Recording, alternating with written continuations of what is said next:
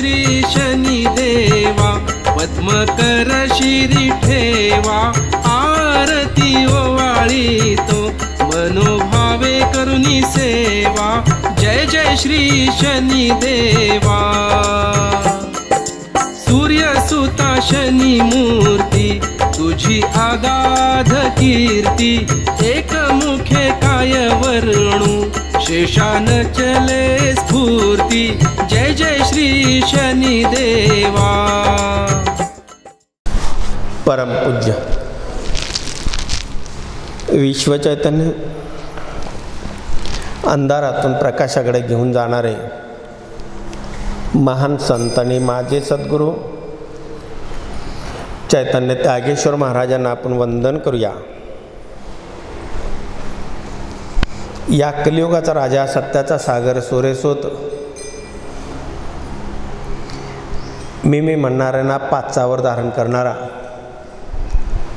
असत्याचा नाश करणारा आणि सत्याचा विजय करणारा, दंडनीयांना दंड देणारा आणि आदरणीयांचा आदर करणारा असा धर्मप्रिय, शिवप्रिय आणि तुम्हा आमचा आराध्य दैवत शनिदेवांना आपण प्रथम दंडवत नमस्कार करूया। आपण पाहत आहोत प्रपंच करत असताना हा परमार्थ कसा असावा, किंवा प्रापंचिक जीवनातून पारमार्थिक जीवनाकडे प्रवास करत असताना आपलं जीवन कसं असावा। या जीवनामध्ये प्रत्येकांना हवं असं वाटत असतं की फक्त सुखच मिळावा, आनंदच मिळत राहावं, हर्षच राहत राहावं, संपत्ती मिळावी, असं एक प्रत्येकाची कल्पना असते।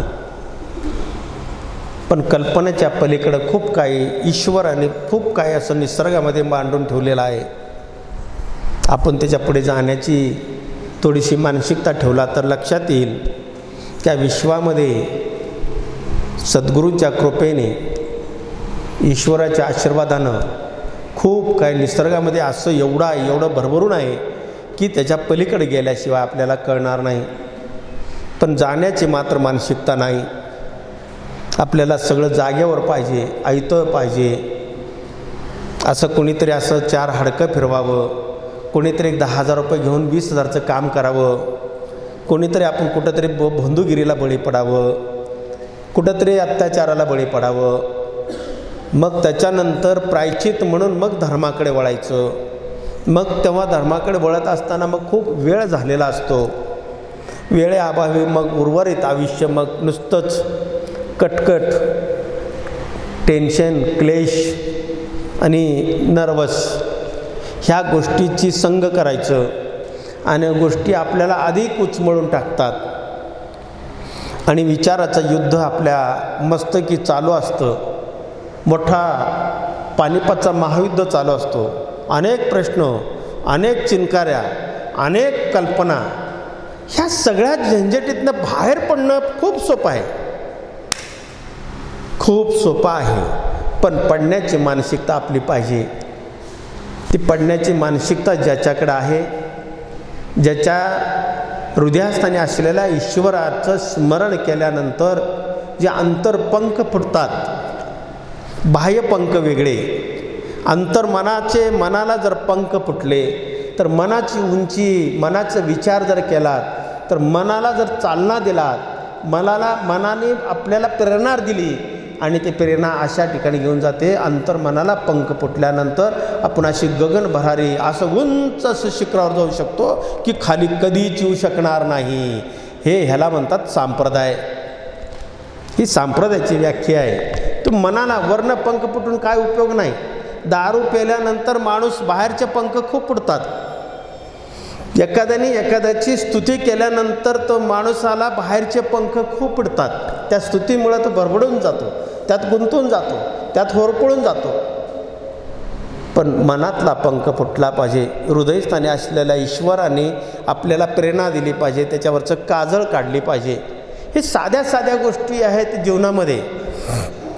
ह्या गोष्टी सगळ्या आपल्याला अंगीकारायचं असेल तर आपल्याला सुद्धा ज्ञानोबा झालं पाहिजे, आपल्याला सुद्धा तुकोबा झालं पाहिजे, आपल्याला सुद्धा एकोबा झालं पाहिजे, आपल्याला सुद्धा अनेक संतांचे नावं घेण्यासारखे आहेत.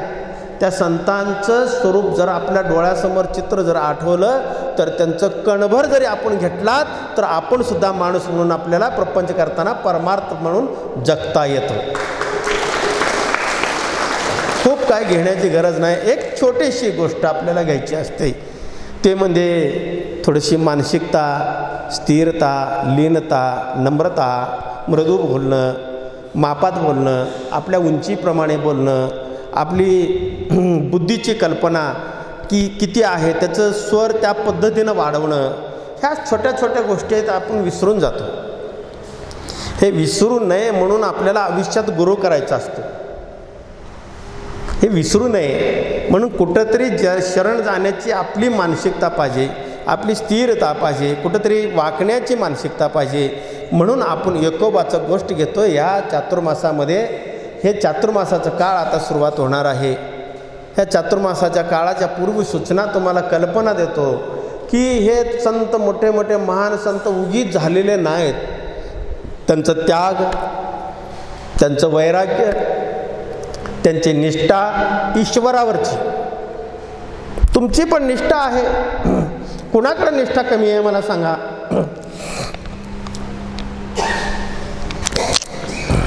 खूप लोक पाहिले मी.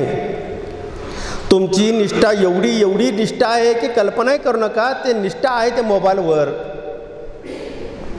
तुमची निष्ठा आहे मिसरीवर, तुमची निष्ठा आहे मला कोण मोठं म्हणाल का. ह्या गोष्टी नाही चालायचं संप्रदायामध्ये. तुमची निष्ठा ईश्वर चरणावर जर जायचं असेल तर सद्गुरूंची कृपा असल्याशिवाय आपल्याला पर्याय नाही. एक छोटंसं बालक, बटूक ज्याला म्हणतो आपण, बटूक ज्याला म्हणतो म्हणजे बालक, मुंज्या ज्याला म्हणतो, लहान बाळ, एकोबा एक 7-8 वर्षाचा मुलगा, तो केवळ चक्रपाणी त्याचे आजोबा त्यांच्या छोट्या छोट्या गोष्टी ऐकून तो रात्रीचं बाहेर पडतो आणि बाहेर पडल्यानंतर त्याला दिशा सापडत नाही. सगळीकडे अंधार किर्र असतो. कुणीकडे जायचं, कुठे गुरु भेटल, कसा भेटल, कसा असतो गुरु, गुरुचे विचार काय असतात काही माहीत नाही. पण असा मुलगा जेव्हा बाहेर पडतो, बाहेर पडल्यानंतर त्याला दिशा सापडत नाही, तेव्हा एक घोडेस्वार येतो. मागच्या प्रवचनामध्ये मी सांगितलं, ते घोडेस्वारांनी सांगतो की तुझी गुरुची रस्ता ही आहे. त्या रस्त्याने तो मुलगा जातो, प्रवास करतो. प्रवासामध्ये अनेक संकट, अनेक लोकांची भेटीगाठी होतात, अनेक विचारांचे माणसं त्यांना भेटतात. एकोबांना, एकनाथांना, संत एकनाथ आपण नाव ऐकलं असाल. एवढ्या मोठ्या महान संतांची महिमा मी तुम्हाला वर्णन करीत आहे. या संत महिमा कधी कानावर पडत नाहीत अशा गोष्टी. तर ते संत, तो बटूक निघतो, त्यांना देव भेटतो. रस्त्यात अनेक पांडुरंगसुद्धा त्यांना भेटतो. साक्षात ईश्वर पांडुरंगाने भेटल्यानंतर पांडुरंगाला पायासुद्धा तो एकोबा पडत नाही. तो म्हणतो माझ्या गुरुची मला चरण स्पर्श करायचा आहे, माझ्या गुरुकडे मला जायचं आहे. माझं ध्येय, माझं सर्वस्वी, माझ्या हृदयास्थानी असलेला ईश्वर मी त्याच्या चरणावर अर्पित केलेला आहे. त्याच्याशिवाय विश्वामध्ये श्रेष्ठ माझा कुणीही नाही. माझा बंधू, माझा सखा, माझा पिता, सर्वस्वी माझा माता, हे सर्वस्वी माझे गुरु आहेत. या भावेने तो धावतो, इतका धावतो की तिसरा दिवस आला. सकाळ झाली. पहाटे एका देवळामध्ये, एक कशा शंकराच्या महादेवाच्या देवळामध्ये त्यांनी विसावा घेतला आणि पहाट झाली. पहाट झाल्यानंतर रात्रीचा झोपल्यानंतर तो स्वप्नामध्ये, एकच स्वप्न त्याच्या डोक्यामध्ये, एकच, माझा गुरु मला भेटणार. माझा गुरु, अरे कुठं लपलास, अरे माझा गुरु, अरे तुझं हे सगळं झोपडी म्हणजे हे नीलमय जे वर्णन आहे, जे निळं आकाश आहे, हे जिथपर्यंत आकाश आहे तिथपर्यंत तुझी झोपडी आहे. हे जे चांदण्या आहेत ना, हे सर्व चांदण्या तुझ्या आरतीला लावलेले दिवे आहेत. हे छोटासा बाळ बटूक आपल्या गुरूंचं वर्णन करतो. तो सांगतो हे सगळे चांदण्या आहेत, हे सगळे दिवे आहेत, हे सगळं आरती करायचे. तुला आरती, अरे माझ्या विना आरती होईल का? अरे माझ्या विना तू आरती कशी करणार? अरे मी तुझ्या चरणावर येणार आहे. अनेक पद्धतीनं कल्पना हा विचार मांडतो सकारात्मक, पण त्याचा ध्येय जो आहे, तिची निष्ठा जी आहे, जे अंतर्मनात फुटलेले जे पंख आहेत, त्या पंखाच्या भरारीनं तो प्रवास करत असतो. प्रवास करतो एका ठिकाणी, असाच एका मंदिरामध्ये जातो. परत संध्याकाळ झाली त्याला. संध्याकाळ झाल्यानंतर पायामध्ये आग झालेली होती, पायाला फोड आलेल्या होत्या, पोटात कणभर अन्न नाही, अंघोळ नाही, कपडे सगळे तसेच, अंगाचा वास यायचा. तसा छोटासा बटूक प्रवास करता करता एका देवळामध्ये गेला. तो खडकी नावाचं गाव होतं. त्या पैठणपासून 20 मैलावर तो गाव होता. तिथं खडकेश्वर नावाचं एक मंदिर होतं. त्या मंदिरामध्ये तो बाळ विसावला. तो पायामध्ये आग होत होतं, पाय सगळं अंग भरून आलं होतं, अंग दुखत होतं, पोटात कणभर अन्न नाही. एकोबाचं संत एकनाथाची गोष्ट मीच तुम्हाला सांगतो. तो कधी झोपी गेला हेही त्याला कळलं नाही. पहाट झाली. पहाट झाल्यानंतर ते देवळाच्या पायऱ्यावर एक ब्राह्मण शंकराचार्य रचित एक मंत्र, तिथं मंत्र उच्चार करत तो पहाटे रोज दैनंदिन त्याची नेम होता, त्या नेमाप्रमाणे येऊन तो मंत्रोच्चार करायला लागला. तो मंत्रोच्चार करत असताना त्याला वाटलं माझे चक्रपाणी माझे आजोबा आले, कारण त्याचे आजोबा त्याच्या घरी एकोबाच्या घरी रोज हे मंत्र म्हणायचे पहाटे त्या एकोबाला उठवायला. योगायोग कसा असतो पहा. रोज एकोबाला उठवायला ते मंत्र म्हणायचे. आणि आज खडकेश्वराच्या मंदिरामध्ये हे मी मंत्र ऐकतोय म्हणजे माझे आजोबा तर आले नसतील, मला पकडून तर नेणार नसतील, मला उचलून तर नेणार नसतील, असं दचकून तो उठला. तो पाहायला एक ब्राह्मण माणूस तो मंत्र जप करत होता. मंत्र जप करत असताना तो योकोबा उठला आणि झरकन त्यांच्या समोर जाऊन बसला आणि अंतर्मनाने मन लावून तो ऐकत होता. मन लावून ऐकत असताना तो ब्राह्मणाला वाटलं की चांगले चांगले लोक ऐकना झालेत. चांगले चांगले लोक सुद्धा दर्शन उभ्याने करतात, उभ्याने हात जोडतात. काय तर इस्त्रीचे कपडे घाण होतील, इस्त्रीची घडी मोडल, ही कल्पना लोकांची. एखादी माऊली जरी देवळात गेली तरी तो वाकत नव्हती, काय तर घडी विस्कटल माझी सगळी. तो एक छोटासा बटूकसारखा बाळ माझ्या समोर बसून ऐकतो. अंतर्मनाने तो ब्राह्मण म्हणाला हा बाहेरनं तर भुकेला आहेच, पण आत्मही भुकेला आहे. आत्मही भुकेला जो जाणतो तो साक्षात ईश्वर असतो. लक्षात ठेवा, साक्षात ईश्वर तिथं असतो. आणि ईश्वर रूप घेऊन तो ब्राह्मण त्या बाळाला म्हणाला अरे बाळा, अरे तू इथं कसा आलास आणि का आलास? तो छोटासा बाळ आपल्याला त्या ब्राह्मण काकांना उत्तर देतो. तो म्हणतो मी पैठणचा आहे, मी देवगिरीला चाललोय, माझे गुरु आहेत म्हणे देवगिरीमध्ये, माझ्या गुरुचं नाव मला माहीत नाही, तो रस्ता मला माहीत नाही, पण माझे गुरुची मी अदृश्य रूपाने करंगळी धरून इथपर्यंत आलोय हे माझा आत्मा मला साक्ष देतो. हे कोण सांगतो? तो बटूक सांगतो त्या ब्राह्मणाला. ब्राह्मण देव स्वरूप आहे, देव पांडुरंग आहे तो. आणि तो बटूक सांगतो माझ्या गुरूंची अदृश्य रूपाने करंगळी मी धरलेला आहे आणि माझ्या गुरु इथपर्यंत मला पोचवलेला आहे. आता पुढचा रस्ता मला सापडत नाही, कुणीकडे जाऊ, कसे जाऊ, कुठे जाऊ, आणि माझे हे सद्गुरू मला कुठे भेटतील? तो ब्राह्मण तो ओळखला देवस्वरूप देव असलेला तो ब्राह्मण म्हणाला तू बाहेरनं जसं भुकेला आहेस तसं आतनंही भुकेला आहेस, तुझी ताण भूक मी भागवतो. म्हणून त्या बाळाला त्याने घेतलं, आपल्या घरी गेले आणि घरी जाऊन आपल्या अर्धांगिनीला सांगितलं की अगं म्हणलं बाळ आलेलं आहे, हे आपल्या घरी पाहुणा आलेला आहे आणि हे पाहुण्याचं थोडंसं बाहेरनं भुकेचं शांती तू कर असं सांगितल्यानंतर त्या अर्धांगिनी लगेच त्या बाळाला खायला घेऊन आले. पोटभर तो खाल्ला. पण आता बाह्य भूक शमलं, तो आतला भूक कोण शमवणार? तो ब्राह्मण काका तो बाळ ते खात असताना त्या ब्राह्मणाच्या अर्धांगिनीनं सांगितलं अर्धांगिनीने सांगितलं अहो म्हणलं आज गुरुवार आहे, आज गुरुवार आहे म्हणलं तुम्हाला किल्ल्यामध्ये जायचं आहे, किल्ल्यामध्ये जायचं आहे, भिक्षुकी आणायचं आहे. तो ब्राह्मण काका म्हणाला, हो मला आठवलं नाही, पण तुला बरं आठवलं, तू रुक्मिणी आहेस. सहज बोलून गेले. सहज बोलून गेल्यानंतर तो किल्ल्यामध्ये जायचं आहे असं म्हटल्यानंतर तो बालक म्हणाला की किल्ला म्हणजे कुठे आहे? ते म्हणाले की देवगिरीमध्ये किल्ला आहे. देवगिरी जवळ आहे? हो खूप जवळ आहे, काही अंतरावर देवगिरी आहे. मग देवगिरीमध्ये मलाही घेऊन चला. तो बाळाला पण घेतला आणि जाता जाता दोघांचा, बाळांचा आणि त्या बटुकाचा आणि त्या ब्राह्मणांचा संवाद चालू झाला.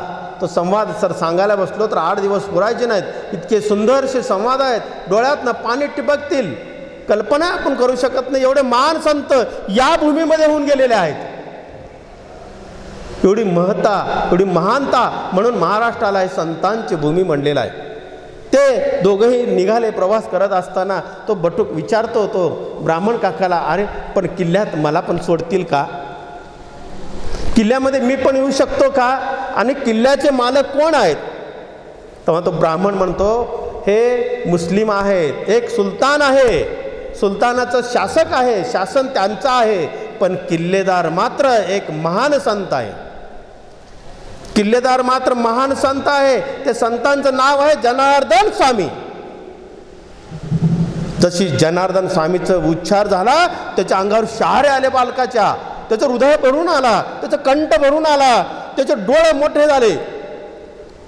आतुरतेने कधी एकदा मी जनार्दन स्वामीला पाहू, कधी एकदा त्यांना कवठाळू, कधी एकदा त्यांचा चरण स्पर्श करू, कधी एकदा त्यांच्या चरणाची खाली लागलेली माती माझ्या मस्तकाला लावू, अशा अनेक कल्पना तो बालक करत होता. कारण दर गुरुवारी तिथे जनार्दन स्वामी संत हे किल्लेदार होते. तिथला खजिना त्या दिवशी मोकळा असायचा. जे जे भिक्षुक, जे जे राज्यातले भिक्षुक येतात, सगळ्या भिक्षुकांना ती झोळी भरून द्यायची. त्या रस्त्याने त्या किल्ल्याच्या मार्गाला सगळे लोक चाललेले होते. तेव्हा तो बटूक विचारतो तो ब्राह्मण काकाला, म्हणले झोळी घेऊन कुठे चाललात? हे सगळे लोक कुठे चाललेत? तेव्हा तो ब्राह्मण काका सांगतो, हे सगळे भिक्षुक आहेत, हे सगळे भिक्षुक आहेत. ते मुघल सरकार, हे मुस्लिमांचं सरकार आहे. यामध्ये हिंदूंना काही कामं नसतात, भिक्षा मागितल्याशिवाय पर्याय नसतो. आपण परावलंबी आहोत, आपण गुलाम आहोत. अनेक कल्पना तो मांडतो, सांगतो बटुकांना. आणि सांगता सांगता म्हणलं, हे झोळी भरून ते धान्य आणतात. आणि जनार्दन स्वामी किल्लेदार जे आहेत, महान संत, पूर्ण संत, संत वेगळे आणि पूर्ण संत वेगळे, हे पूर्ण संत जे आहेत ते सगळ्यांना झोळी भरून देत असतात. तेव्हा तो विचार केला, माझ्याकडे तर झोळी नाही आणि मला कशाची अपेक्षा नाही, पण माझ्याकडे जे सगळ्याकडे झोळी आहे त्या झोळीसुद्धा पुरणार नाही. एवढी मोठी झोळी माझी आहे. माझी हृदय अतृप्त आहे, मला काहीतरी हवंय, मला अंतर आतनं काहीतरी आवाज येतो, मला भूक लागली, भूक लागली. कशाची भूक लागली? सद्गुरूंच्या चरणाची भूक लागली. सद्गुरूंच्या चरणाची भूक लागली. त्यांच्या पायाला लागलेली मातीची भूक लागली मला. हा बाळ धडपडतो. जातात, पायऱ्या चढून जातात. उंच असं देवगिरी किल्ला आहे. वर जातात, पाहतात. तो बाळ पण पाहतो. डोळे भरून पाणी येतं बाळाच्या. पाय सुजलेले असतात, पायाकडे पाहू शकत नाही. हृदयामध्ये एकच ताकद होती, एकच प्रेरणा होती, एकच पंख होते. सतत पंख हलत होते हृदयास्थानी असलेले. ते म्हणायचे, सद्गुरूंचं चरण कधी मिळेल, सद्गुरूंची कृपा कधी होईल. एकच डोक्यात, दुसरं काही नाही. तेव्हा लाईन लागलेली असते, खूप मोठी लाईन लागलेली असते. सगळे भिक्षुक सगळ्या लाईनीमध्ये उभं राहिलेले असतात. तो गडबडमध्ये, गर्दीमध्ये त्या ज्या ब्राह्मणाबरोबर ते बटूक गेला होता, ते यकोबा गेला होता, ते यकोबाचं त्याचं हात सुटला आणि ब्राह्मण आणि हा अलिप्त झाले.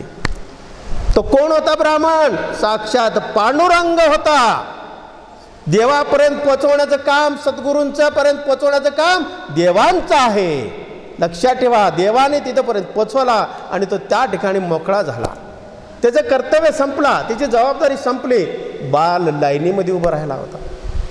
बाळ त्या लाईनीमध्ये उभं राहिला होता. तो लाईन जात होती, संध्याकाळ झाली.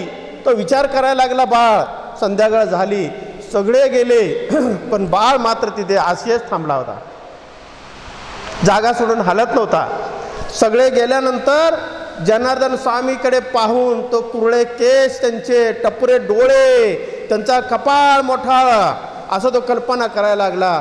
2 डोळ्याच्या मध्ये असलेलं जे भुवया ज्याला म्हणतो आपण, भुव्याच्या मध्ये ईश्वराचं द्वार आहे, त्या बाळाला जाणीव झाली. 2 डोळ्याच्या मध्ये भुव्यामध्ये असलेल्या ठिकाणी द्वार असतो ईश्वराचं, हे तो ओळखला आणि गुरूंच्या चरणाजवळ लोटांग न घालता तिथेच थांबला. त्या जनार्दन स्वामीने त्याला हाक मारली, अरे बाळा इकडे ये. त्याला काही भान राहिलं नाही, सगळे विसरून गेला.